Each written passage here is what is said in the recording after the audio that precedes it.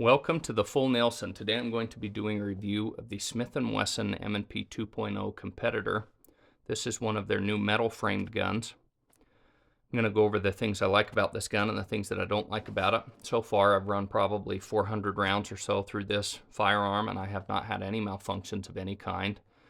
So let's start off with the things that I like. So far it's been reliable.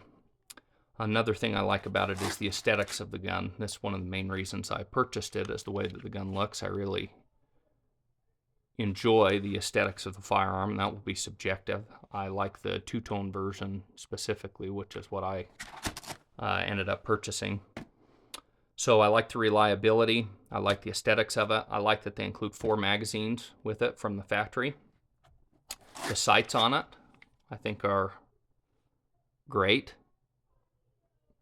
Some people are going to say that they would like to have suppressor height sights so that when you run an optic you get some co-witnessing with your standard iron sights. And I can see that because most of the optics that are out there today are not going to sit low enough to use your standard sights. With that being said, I think that's changing. I know Sun makes I want to say it's an SCR or something like that, red dot, that's a direct mount for a Smith & Wesson M&P. And they also make one that's a direct mount for a Glock. I may have the name wrong. I don't remember exactly what it's called. I think that's right, though, or SCS, something. I don't know. I've looked at them over the last few days, but they're direct mounts, so you don't need an optic plate. You just take your plastic cover piece off here and install it directly. And my understanding is that that optic will actually sit low enough that you can use standard height iron sights. That's ideal in my opinion and my experience shooting red dots on handguns and getting used to that. The higher the red dot sits off the handgun, the more difficult it is to get used to the presentation. If you have shot a lot of rounds with iron sights, the lower you can make that optic sit, the easier of a transition it's going to be for you to get used to a red dot.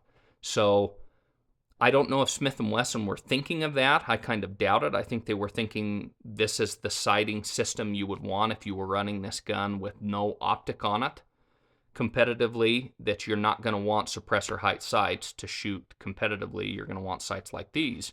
And in the event that you're going to run an optic, well, if you're going to run an optic in competition, you really probably don't even want irons in your sight window. That's something more duty-oriented, or something for a carry gun that people would be looking for, is some level of co-witnessing, lower third, or usually it's lower than that in my experience. But to still be able to find those irons in the event that you have an issue with your optic. I don't think most people are that concerned about that in the competitive world. This was designed to be a competitive gun, hence the name Competitor, like Smith & Wesson's race M&P 2.0. So anyway, I don't have a huge issue with that, and fiber optic green front sight, blacked out rear, no problem with that. I prefer red up front. I don't know what it is. Some people say green's more visible. I've always found red to be more visible for me personally. So anyway, is what it is. Now, as I go through this review, I'm going to start off by saying, as I go over the things that I don't like about this firearm, what is this gun, or what should this gun be? Smith & Wesson has named this gun the Competitor. They've got an extended magazine button. They've got a mag well on the gun. So pure competition gun is what I'm thinking of when I look at this gun. Could it be used as a duty gun? Probably, and in fact, it might be better as a duty gun than what it is as a competition gun, and I'll talk a little bit about that as we go through here. So understand that my criticisms of this firearm are coming from a few different directions. One of them is the price point of this firearm, and the other one is that this is supposed to be a competitive gun. In fact, when I looked at this gun, I thought, this right here should be the epitome of the best M&P 2.0 Smith & Wesson can put together for competition. That's what I'm thinking a person's paying for when they buy this gun. So let's start off with the things that I don't like about this. Now that I've gone through the things that I like, let me finish up with the things that I like about it before I get into that. I like the aesthetics of it, as I mentioned. I like that it includes 4 mags from the factory. I like the standard sights that it comes with. I think those are high-quality sights, perfectly serviceable. I wouldn't see any reason to change those irons out if you're going to run it with just irons only. I like the slide lightning cuts and the slide machining that they have done. What they have managed to do is actually make this gun slightly lighter than the Palmer version, even though the frame is heavier. They've been able to achieve that because they have removed so much material from the slide. So you have less reciprocating mass up top and a little bit more weight down low in the frame. I think that's a great change balance-wise. Generally, the less reciprocating mass you have on a firearm, a lot of the time for me, the easier it is for me to control the recoil impulse and stuff like that on the firearm and shoot the firearm quickly and at speed. I feel like the balance of the firearm is great. The texturing on the grips, I think, is great on these grip panels.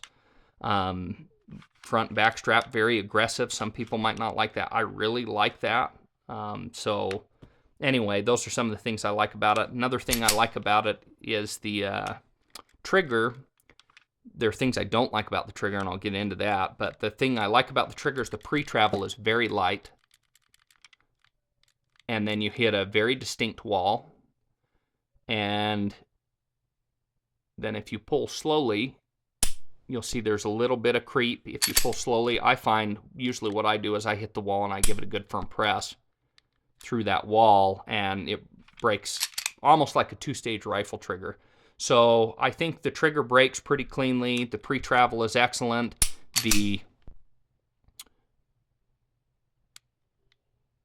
The amount of travel you need to reset the trigger is very minimal. So if you're just shooting to pre-travel, I mean, you're literally just going to be moving the trigger this far. Guys get really hung up on, well, look at all that pre-travel. That is a complete non-issue. People that say that don't understand how to run a trigger in any firearm, pretty much, in my opinion. The only time you'd worry about that is revolvers. You have to go all the way forward. You can't shoot them to reset. And what it means to shoot to reset is you're shooting just to where the trigger resets. So the trigger breaks. You're going just to reset and pulling the trigger again. That's how these guns are designed to be shot, or any other, virtually every other semi-automatic gun I've ever shot is designed to be shot that way. So when guys are like, oh yeah, look how little, pre-travel there is. I don't care about pre-travel. That's something you stage out of the trigger and then you just shoot to reset. In fact, in my opinion, people who want virtually no pre-travel, sometimes they end up defeating the finger safety or other safeties that are built into these firearms. Don't worry about that. Just learn to shoot the thing to reset and it'll be a complete non-issue for you. So anyway, now I think that covers most of the things that I like about this firearm. Now I'm going to get into my criticisms of this firearm. What I expected out of this firearm is, as I mentioned earlier, the best competition gun that Smith & Wesson could produce out of the M&P 2.0 series of firearms, whether it's metal, Palmer, whatever. This is not that for a few reasons, in my opinion. And so let's start off with one of the things that I hate about it. The optic plates that they include with this thing are plastic. You could not pay me to use these. My experience with using plastic mounting systems on all different types of firearms are that the screws, rather than them compressing against the plate, and you tighten them until it starts to, nice firm press against your metal plate, that pressure and that solid built steel plates, or even some types of hardened aluminum plates, you're getting enough pressure there put on the screws that you're not relying only on the thread locking compound on your screws to hold that optic on. You do that with plastic and there's a certain amount of compression, and it will compress those plates a little bit, and then you're relying only on the screws because the plastic plate gets compressed over time and they just don't hold on well, and you end up having optics come loose. You are not going to convince me otherwise. I have seen it time and time again with different companies that cheap out and use plastic mounting systems like that. So what's that mean? That means straight out of the gate, if you want to run an optic on this gun and you want it to be robust and reliable in terms of the way that it's mounted, you're going to need to go buy a C&H Precision optic mounting plate, which is going to set you back $50 to $75 on a gun you already spent $900 to $1,000 on. So Hate the optic mounting plates that they come with. That's ridiculous, in my opinion. Another thing I don't like about the gun is this back grip panel, the ability to change these out. I think some people will really enjoy that and being able to get a gun that fits you just right. I think that portion's fine. The front strap should not be a changeable piece. Basically what they've done is they've machined some slots in this thing, and it's like, as near as I can tell, a snap-in plastic piece. I can't feel any way to tighten that piece internally. And when I first got the gun, this front grip panel was nice and solid. Listen to it now.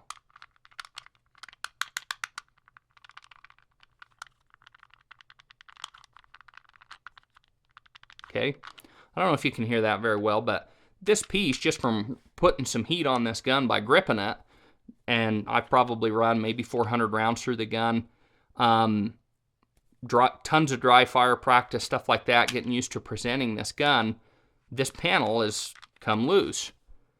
Why they didn't just machine some checkering right into this 7075 T6 aluminum frame, I don't understand. That would have been much more robust, eliminated a point of failure or a point of annoyance for me. Some people are going to say, well, does it really matter? Because when you grip the gun, you don't feel it moving a whole lot. It's just the fact that this is supposed to be the cream of the crop. This is the top of the line M&P 2.0, and the build quality in an area like this is worse than a standard M&P, which is, standard Palmer frame. The texturing and all that is part of the frame. You don't have this sloppy wiggle silliness going on. So that's a design oversight, in my opinion, that they could correct by machining checkering into the frame or something like that. I suspect when this goes back, because this is going back for this reason and for some other reasons I'm going to show you to see if they can correct any of these items that I've identified, that they're going to pop this piece out and snap a new one in, and it'll be good to go for a week, and then it'll be loose again. So I suspect this is going to be a perpetual thorn in the side or a point of annoyance for me and other people who think that your grip should be solid. It shouldn't be wiggling around, and anyway, whatever. So that's one of the things I don't like about it. Another thing I don't like about it is the fitment between the frame, this aluminum frame, and this slide is the poorest I've seen on any striker fire gun that I've ever used. It's worse than the standard M&P 2.0, and it's worse than the M&P 2.0 metal. I went into the gun shop the other day and grabbed one of those, grabbed onto the slide and went to wiggle it like this. And where I notice this is when I dry fire practice, one of the things I do is I line up my sights on different targets, dry fire practicing, and you squeeze the trigger, and you want to make sure that your sights are not moving as the trigger breaks through the entire trigger action portion. It's very difficult to get proper dry fire practice when the sights move, because the fitment between the frame and the slide is so sloppy that it actually physically moves your sights when you pull the trigger. And I don't know if I'm going to be able to capture that in here adequately. If you looked here, between this little notch here, you'll see that that's drifting. Now, when you hold this thing out at distance and dry fire practice, the slide shifts. And so you don't know if you're the one who's imparting some movement to the trigger breaking, or if it's the gun. Well, it's the gun in this case. Makes it annoying to dry fire practice, in my opinion, with this firearm, because you'll have the sights perfectly aligned and you want to make sure through the trigger press that they're staying aligned if you're trying to practice precision shooting or anything like that at distance, and the whole slide moves and moves your sight picture. Anyway, so the fitment between, and I'll show you up here on front, see how sloppy that is? Between the frame, you can hear it, between the frame and the slide is terrible. It's worse than any Smith & Wesson 2.0 I've shot, Palmer, or the standard metal.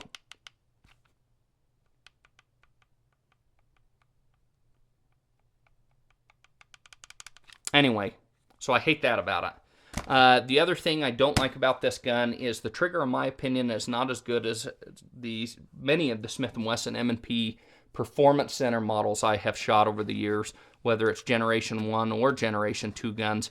I have seen Performance Center triggers that are much better than this trigger in terms of the overall pull weight. If I had to guess, and I don't have a gauge here, I bet the pull weight's maybe 5 or 6 pounds. That's not terrible, and I've dry fired this thing thousands of times since I've had it. And that's probably helped.